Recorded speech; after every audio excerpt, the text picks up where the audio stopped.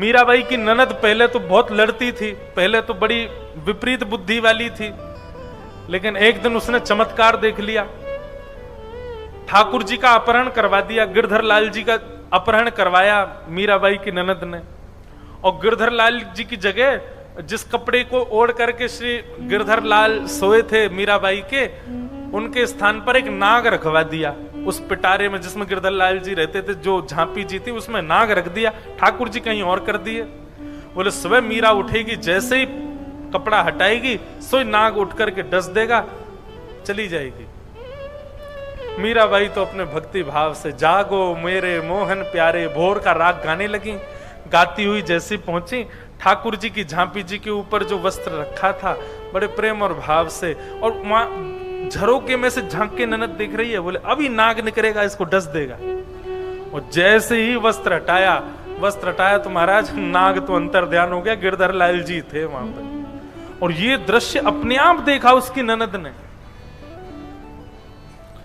ननद बोली ठाकुर जी तो मैंने चोरी करवा दिए थे, नाग रखवाया था, ये ठाकुर जी कहां से आ गए? अपने किसी आदमी से, तूने ठाकुर जी कहां रखे? बोले आपकी अलमारी में रखे मैंने जाके। ननद ने जैसी अपनी अलमारी खोल के देखी तो मां नाग बैठा था। वो पुस्कारने लगा। ननद समझ गई, बोले मीरा सामान्य नहीं है, इसकी भक्ति में बल तो है। उसी समय चरणों में जाकर के जो मीराबाई की ननद थी वो नतमस्तक हो गई और उन्होंने मीराबाई को अपना गुरु मान लिया। एक दिन मीराबाई से उन्होंने कहा, भाई साहब आप क्यों भजन करती हो? आप क्यों ठाकुर जी का गुण गाती हो? हमारा छोटा भाई जो अभी राजा है, मीराबाई के पतिदेव भी चले गए थे, मीराबाई के ससुर जी भी चले गए थे, तो राजा छोटा भाई बना राणा, और वो बहुत प्रताड़ना करता था मीराबाई की। तो बहन ने समझाया, ननद ने समझाया, बोले आप उसके सामने भजन मत गाया करो, आप उसके सामने उत्सव मत किया करो, आप उसके सामने गिरधर लाल जी की बातें मत किया करो, उसको गुस्सा आता है फिर वो उल्टा सीधा करता है आपके साथ, मत किया करो उसके सामने। तो मीराबाई ने एक पद गाया, मैं तो गोविंद रा गुण गासूं, राणा जी रूठे तो मने खाए कर से। मैं तो गोविंद रा गुण गासूं, राणा जी रूठे तो मने खाए कर से। मैं तो गोविंद रा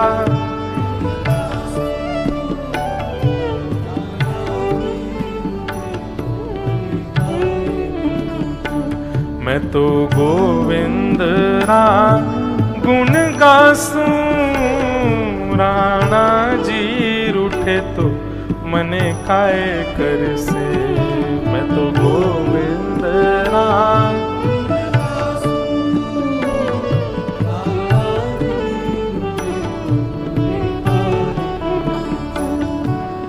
हरि मंदिर में निरत करास्या, हरि मंदिर में निरत घूंघरिया घम कासू, घूंघरिया हे राम नाम का झाज चला स्या, राम नाम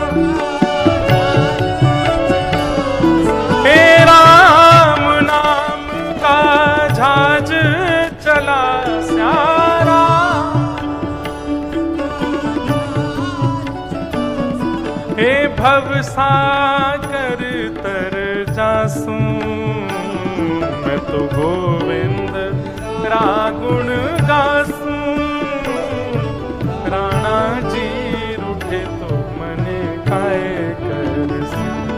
मैं तो गोविंद रा गुण गासूं।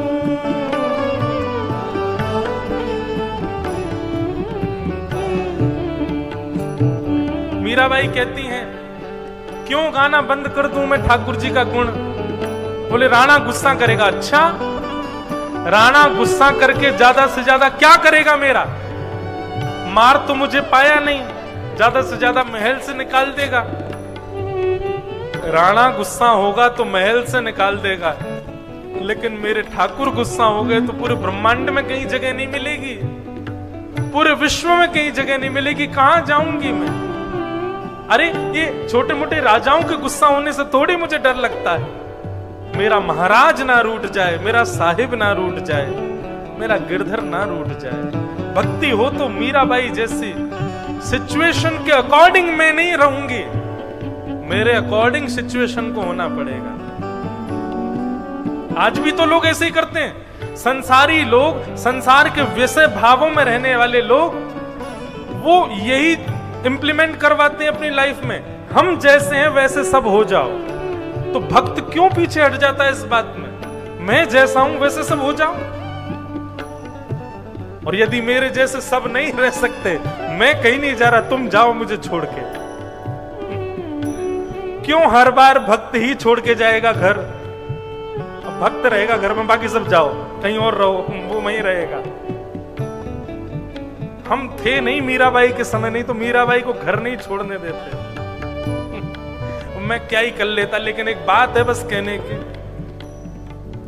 यह संसार बाढ़ का कांटा, यह संसार जा संगत नहीं जा जा संगत। संसार एक कांटे का बाड़ा है, इसकी संगति में मत पड़ जाना, फंस जाओगे, निकल नहीं पाओगे फिर। मीरा के प्रभु गिरधर नागर, मीरा के। ये पद गाए जाते हैं, भाव गाए जाते हैं, और जब आप लोग इसको दोहराते नहीं है ना, तो इसका पता है आपको अपराध क्या लगेगा? अगले जन्म में आप कुआरे रहोगे, ब्याह नहीं होगा आपका। इसलिए भैया अगले जन्म में ब्याह हो जाए, कुआरे नहीं फिरो, भजन भजन गाया करो। मीरा के प्रभु गिरधर नागर, मीरा। देखो अगले जन्म में ब्याह की कितनी पड़ी है आप लोगों को, इसलिए गा रहे हो। अरे भैया इस जन्म में गालोगे तो अगला जन्म होगा ही नहीं है, होना ही नहीं है, निवृत्त हो जाना है। मीरा के प्रभु गिरधर नागर, मीरा के। हे निरख परख गुण गासू, मैं तो गोविंद रा गुण गासू। राणा जी उठे तो मने खाए कर, मैं तो गोविंद रा गुण गासू। राणा जी मैं तो गोविंद रा गुण गासू। राणा जी उठे तो मने खाए कर,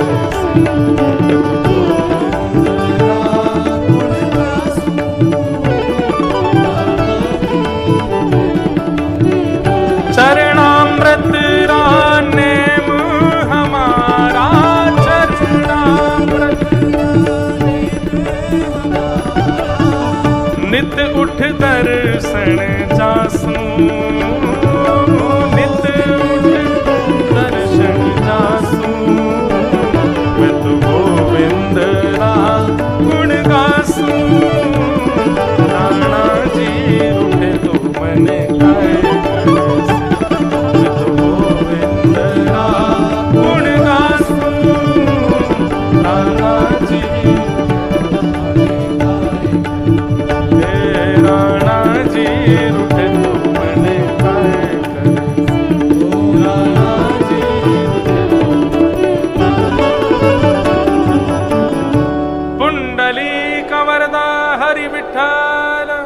ज्ञानदेव तुकाराम, श्री पंडरीनाथ भगवान की।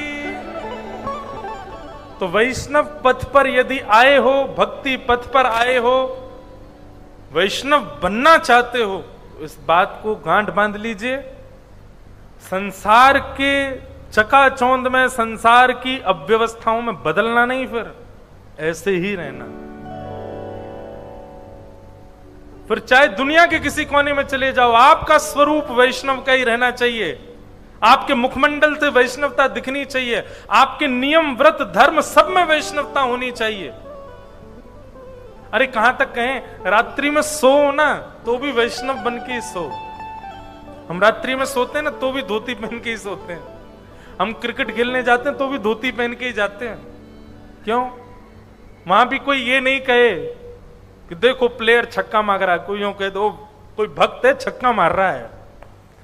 कहीं भी ये ना दिखे कि कोई संसारी व्यक्ति, सब जगह ये लगे कोई विट्ठल का बंदा है, वही घूम रहा है, वही चल रहा है, वही उठ रहा है, वही बैठ रहा है। लोग बाग तिलक लगाते हैं, रात्रि में मुंह धोते हैं, सो जाते हैं। कई बार हम भी करते हैं, पर यह भी नहीं होना चाहिए। रात में भी तिलक लगा के रखो, निद्रा में भी तिलक लगा रहे मुखमंडल पर। कई जगह ऐसा भाव कहते हैं, बोले शयन अवस्था है, शयन निद्रा के लिए जाते हैं, उस समय तिलक जो है साक्षात भगवान का स्वरूप है, उसको मर्यादित रखना चाहिए, उसको नहीं धारण करना है। ऐसा नहीं। अगर ये भगवान के स्वरूप ही हैं, तो रात्रि में जब हम सोएं तब भी हमारे संगी रहें, तब भी हमारे पास ही रहें। और यम के दूत कब आ जाएं पता थोड़ी। नींद में आ गए तो नींद में यम के दूत आ गए और उसी समय आपका तिलक लगा रहा होगा तो यम के दूत वहीं से चले जाएंगे। वो तिलक पहन रखा भाई, इसको लेके नहीं जा सकते। 24 घंटा वैष्णव भाव में रहो, 24 घंटा वैष्णव रूप में रहो। तो भक्ति के दो पुत्र हैं, ज्ञान और वैराग्य। जब तक इन दोनों को आप जीवन में नहीं लाओगे, भक्ति प्रसन्न नहीं रह सकती, भक्ति आपको सुख नहीं दे सकती। भक्ति करते हुए भी आप अप्रसन्न से ही रहोगे। इसलिए ज्ञान यानी कि विवेक, वैराग्य यानी कि हरि विमुखों का त्याग, ये दो चीजें अपने जीवन में आज से ही करना प्रारंभ कीजिए। मैं तो कितने लोगों को ब्लॉक करवा चुका हूं लोगों से। आज ही व्हाट्सएप पे, फेसबुक पे, इंस्टाग्राम पे, जहां भी है, फोन पे, उन सबको ब्लॉक मार दो जो ठाकुर जी के नाम से जिनको कोई संबंध नहीं।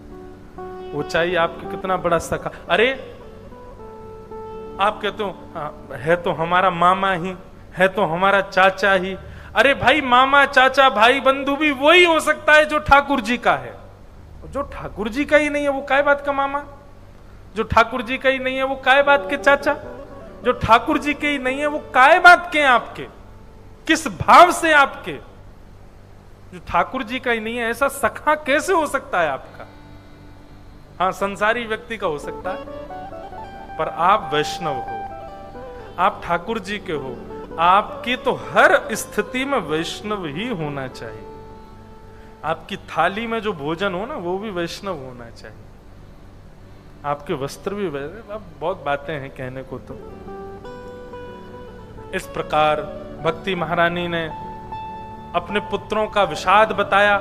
नारद जी महाराज भ्रमण करते करते पूछने लगे सबसे कि भैया भक्ति के पुत्र ज्ञान वैराग्य युवा कैसे होंगे? कोई भी इसका उत्तर नहीं दे पाया। तब नारद जी महाराज बद्रीनाथ गए। तब बद्रीनाथ में उनको सनक सनंदन सनातन सनत कुमार मिले।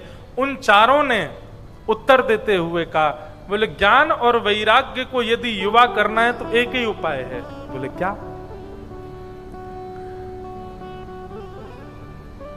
उन दोनों के निमित्त सत्कर्म सूचको नूनम ज्ञान यज्ञ स्मृतो बुधई श्रीमद् भागवतालाप सतु गीत सुकादिभि। भागवत की कथा कराओ। श्रीमद् भागवत की कथा होगी तो ज्ञान और वैराग्य दोनों युवान हो जाएंगे। नारद जी महाराज जोर से हंसे, बोले अरे महाराज, मैं चारों वेद सुना आया, मैं गीता जी का पाठ सुना दिए, मैंने उपनिषद सुना दिए, इनसे जब कोई प्रभाव नहीं हुआ तो भागवत जी से कैसे हो जाएगा? सनत कुमार बोले तुमने भागवत जी को क्या समझा है? भागवत जी कोई ग्रंथ नहीं है, भागवत जी कोई पोथी नहीं है, भागवत जी कोई किताब नहीं है। तेनेयम वांगमयी मूर्ति प्रत्यक्ष कृष्ण एव ही। साक्षात श्री कृष्ण है श्रीमद् भागवत। कई लोग बोल देते हैं महाराज जी क्या है, बोले पोथी यात्रा जा रही। पोथी नहीं, भागवत जी को अब तक आप पोथी बोलते आए, कोई अपराध नहीं है, पर अब से पोथी नहीं बोलना है। भागवत जी पोथी नहीं है, भागवत जी श्री कृष्ण हैं। उनका एक सम्मान और सम्मान नहीं, एक श्लोक है, मुझे वो भी स्मृति में नहीं, वो भी याद करके बताऊंगा। जितने भी वेद पुराण उपनिषद आदि जितने भी हमारे पुराण हैं, सब चमड़ डुराते हैं किनके? सिंहासन पर बैठी हुई भागवत जी के। भागवत जी साक्षात श्री कृष्ण है, पोथी नहीं है, वो ग्रंथ नहीं है, किताब नहीं है। हम पर कोई बहुत बड़ा शब्द नहीं है इसलिए हम पुराण बोल देते हैं, नहीं तो भागवत तो साक्षात श्री कृष्ण है। नारद जी महाराज बोले तो भागवत की कथा करानी है? बोले हाँ। किससे कराऊं, कहां कराऊं, कैसे कराऊं? तब सनत कुमारों ने कहा गंगा द्वार समीपे तू तटमानंद नामकम, हरिद्वार के पास में आनंद नाम का वन है जिसको ऋषिकेश कहते हैं। वहां पर गंगा जी के तट पर सुंदर वटवृक्ष के नीचे व्यासपीठ बनाओ, वहीं श्रोताओं के बैठने की व्यवस्था कर दो, भोजन के लिए फल की व्यवस्था, जलपान के लिए गंगा जी की व्यवस्था कर दो, और इस प्रकार से व्यवस्थित रूप से भागवत की कथा कराओ। नारद जी बोले व्यास कौन रहेगा? सनत कुमार बोले व्यास तुम ढूंढो। तब नारद जी ने कहा, बोले महाराज जब व्यवस्था आप ही बता रहे हो तो व्यास भी आप ही बन जाओ। और सनक सनंदन सनातन सनत कुमार भागवत जी के प्रथम वक्ता बने। ये भगवान के प्रथम अवतार हैं सनत कुमार। सनक सनंदन सनातन सनत कुमार चारों वक्ता के रूप में पधारे, और इनका क्रम ऐसा रहा होगा मेरे अंदाजे में तो ये चार भाई हैं, एक दिन की कथा एक सुना रहे हैं, दूसरे दिन की कथा दूसरे सुना रहे हैं, तीसरे दिन की कथा तीसरे सुना रहे हैं, चारों एक ही रूप में, पर चारों विचरण करते रहते हैं इसलिए एक एक करके कथा सुना रहे थे। या चारों एक ही आसन पर बैठे होंगे, एक बात एक भाव कहता होगा, दूसरा उसकी पूर्ति करता होगा, तीसरा उसकी पूर्ति करता होगा। इस प्रकार चारों ने प्रथम भागवत की कथा कही। देवता पधारे, ऋषि पधारे, श्रोता पधारे, गंधर्व जन पधारे, हजारों की तादाद में संख्या में लोग सुनने के लिए कथा आए। और तभी उस कथा में आगमन हुआ। भक्ति सुतौ तौ तरणौ गृहीत्वा, भक्ति महारानी अपने दोनों पुत्र ज्ञान वैराग्य को लेकर के जैसे ही कथा में आई, उसके दोनों वृद्ध बालक तरुण होने लगे, युवान होने लगे। और अपने पुत्रों को युवान होते देख भक्ति सुतौ तौ तरणौ गृहीत्वा प्रेमैकरूपा सहसा विरासित, श्री कृष्ण गोविंद हरे मुरारे नाथेति नामानि मुहुः वदन्ति। ज्ञान वैराग्य दोनों को युवा होते देख भक्ति महारानी उछल उछल करके नृत्य करने लगी। श्री कृष्ण गोविंद हरे मुरारे, हे नाथ नारायण वासुदेव, कीर्तन करने लगी। कहने का अभिप्राय क्या है? भागवत जी का महात्म चल रहा है। सबसे पहला भागवत जी का पॉइंट क्या बताया था? भागवत जी क्या करती हैं? मृत्यु को सफल बनाने की योग्यता प्रदान करती हैं। कथा सुनने के बाद आप अपना हर क्षण ऐसे जियोगे कि मृत्यु सफल रहे। दूसरी बात अब यहां सिद्ध क्या हुई कि भागवत जी की कथा श्रवण करने से भक्ति नहीं बढ़ती, ज्ञान और वैराग्य बढ़ते हैं। और ज्ञान और वैराग्य जब युवान होते हैं तो भक्ति अपने आप बढ़ने लग जाती है। भक्ति कैसे बढ़े ये उपाय मत पूछिए, ज्ञान और वैराग्य कैसे बढ़े ये उपाय पूछिए। भक्ति तो है आपके अंदर, बस भक्ति को प्रसन्न करने के लिए ज्ञान और वैराग्य, तो वो कैसे होंगे? भागवत से। यहां पर क्या देखा कि भागवत की कथा में आते ही ज्ञान और वैराग्य दोनों युवान होने लगे। बंधुओं एक बात सुनना, कथा आप लोग सुन रहे हो, अभी तो पहला ही दिन है, अभी आज रात में देख लेना, आपको एक दो लोगों में अंतर दिखने लगेगा, उससे बोलो भोजन कर लो। महाराज जी कथा सुन के अब मन शांत हो गया, अब भोजन की इच्छा नहीं हो रही मेरी। एक दो लोग ऐसे निकलेंगे अभी। आप सुबह जब 5 बजे 6 बजे उठोगे तो देखोगे कि एक व्यक्ति आसन लगाए पहली कमरा में बैठा है, ध्यान लगा रहा है। आप कहोगे भैया क्या हुआ? जब से कथा सुनी मेरा मन पवित्र हो गया बिल्कुल। एक व्यक्ति को आप देखोगे वो चलता फिरता घूमता फिरता नाम जपी कर रहा है, वही क्या हो गया? अब नाम ही सार है भाई, और कुछ नहीं है भाई, नाम जपते रहो। ऐसा अनुभव होगा अभी आपको, आज से शुरू होगा। अब शायद ना हो क्योंकि मैंने बोल दिया है।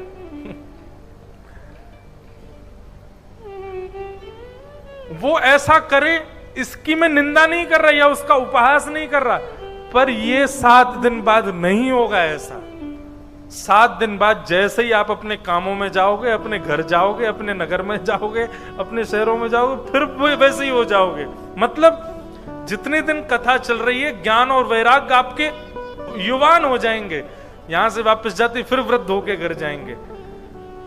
हमारा काम है आपके हृदय के ज्ञान वैराग्य को युवान करना, और आपका काम है उनको युवान बनाए रखना।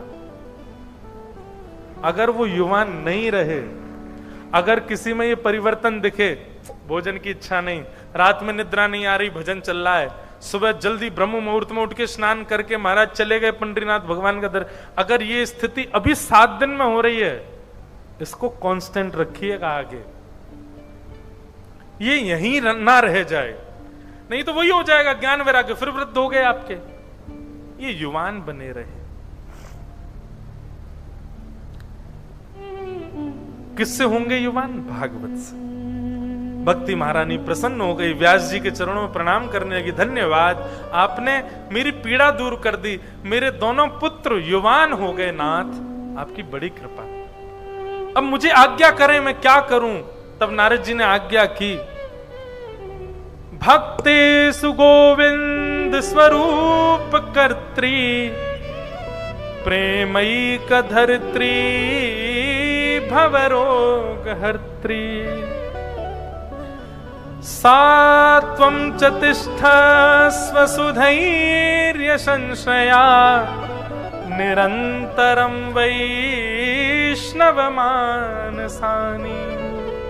हे भक्ति महारानी, आप गोविंद को अति प्रिय हो, ठाकुर जी की बड़ी प्रिय सी है भक्ति महारानी।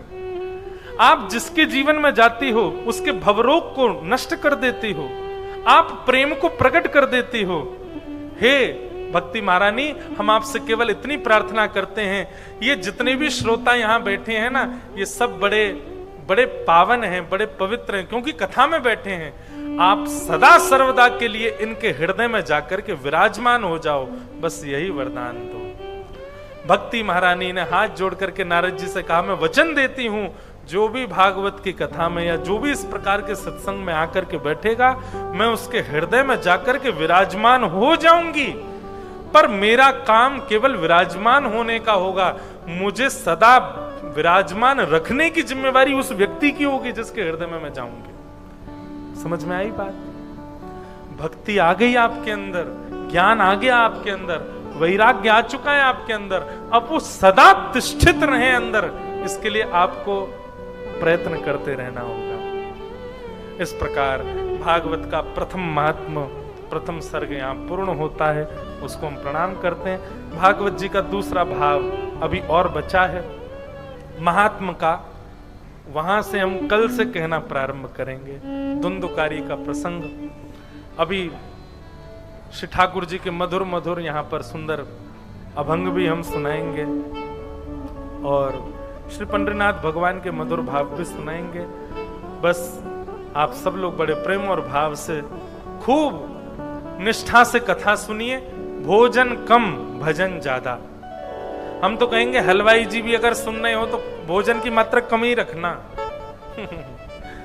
थोड़ा कम ही बनाओ, कम पाओ, भजन ज्यादा करो। ये 7 दिन के लिए आप अपने अंदर परिवर्तन पाने के लिए आए, और हम विट्ठल को पाने आए हैं, विट्ठल के होने आए हैं, और हमारा कोई अभिप्राय नहीं इतनी दूर आकर के कथा सुनने का। श्री पंडरीनाथ भगवान के इन 7 दिनों में हमें कैसे भी अनुभव हो जाएं, स्वप्न में अनुभव हो, दिनचर्या में चलते फिरते अनुभव हो, कथा में अनुभव हो। मैं तो कहूंगा इनको केंद्र बिंदु बनाओ, ये जो मेरे पीछे बैठे हैं।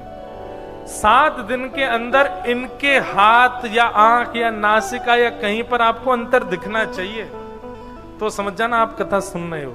ये जितने भक्त जो हैं ये जड़ नहीं है, उछलते कूदते दिखाई दे जाएं किसी दिन कीर्तन में, तब समझो कि हाँ आप कथा सुन रहे हो। आसपास जितने भी लोग बैठे हैं किसी में भी दोष ना दिखे, सब में गुण ही गुण दिखने लग जाएं, तो समझो आप कथा सुन रहे हो। इस प्रकार से आप सब लोग कथा सुनिए। आज के प्रथम दिवस के भाव को हम यहीं विराम देते हैं। आइए बड़े प्रेम और भाव से विठ्ठला माधवा तुझा नामा तरे गोडवा, तुझा नामा तरे गोडवा, विठ्ठला माधवा तुझा नामा तरे गोडवा, तुझा नामा तरे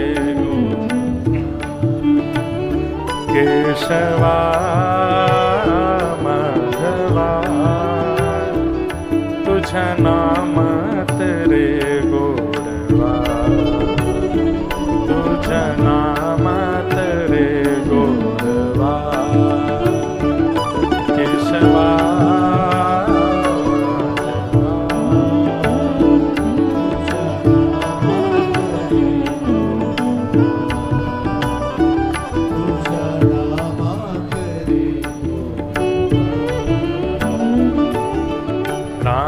कृष्ण हरि मुकुंद मुरारी, राम कृष्ण हरि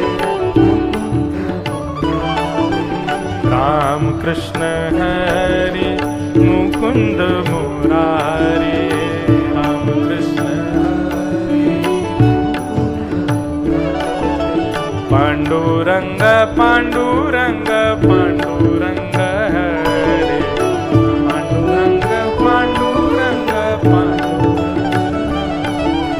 पांडुरंग पांडुरंग पांडुरंग हरि,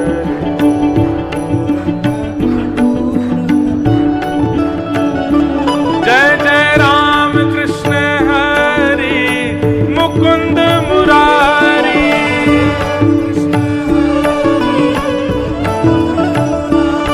जय जय राम कृष्ण हरि मुकुंद मुरारी,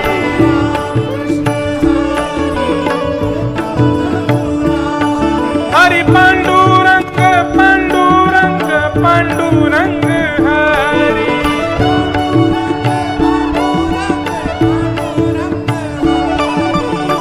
ऐसे गाते हैं पांडुरंग पांडुरंग, ऐसे थोड़ी गाना चाहिए। अरे जोर लगाओ ने, भुजा उठा करके। ये देखो ऐसा होता है भक्त स्वरूप। आपकी तरह नहीं गाते भक्त ऐसे हाथ में हाथ धर के। जय जय पांडुरंग पांडुरंग पांडुरंग हरि,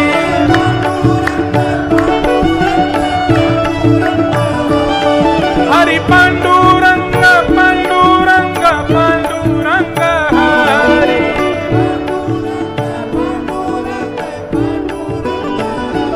जय जय राम कृष्ण हरि मुकुंद मुरारी,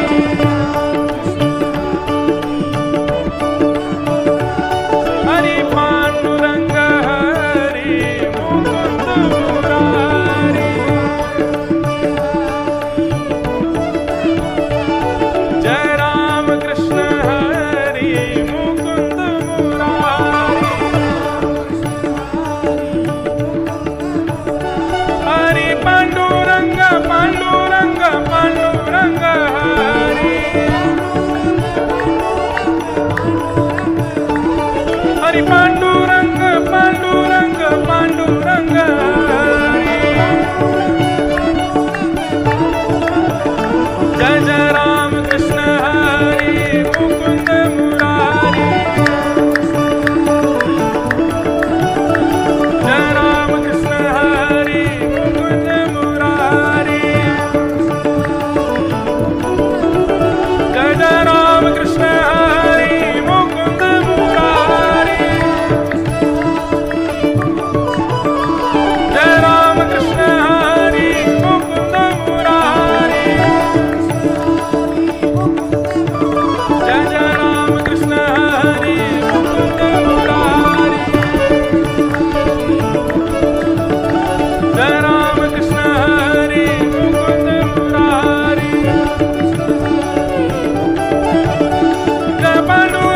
पांडुरंग पांडुरंग हरी जय आई बापा